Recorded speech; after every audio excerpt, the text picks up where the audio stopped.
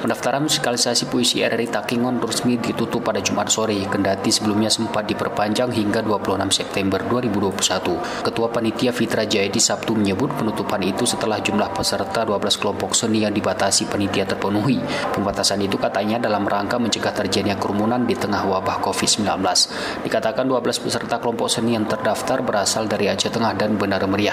Sesuai jadwal, kata Fitra, pelaksanaan musikalisasi puisi RRI Takengon akan berlangsung di Bur Telege Kampung Hakim Balibujang, Kecamatan Lutawar, Aceh Tengah pada Rabu 29 September 2021. Pelaksanaan musikalisasi ini katanya menerapkan protokol kesehatan pencegahan COVID yang ketat dengan mewajibkan seluruh peserta dan tamu undangan yang hadir untuk menggunakan masker.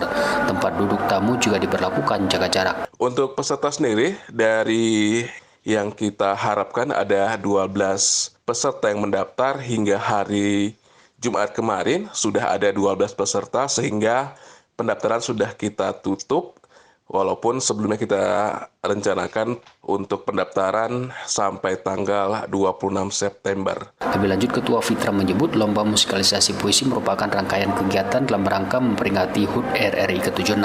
Panitia, kata dia, juga telah menyiapkan hadiah total uang tunai jutaan rupiah. Muhammad Sanusi, RRI Takengon, melaporkan.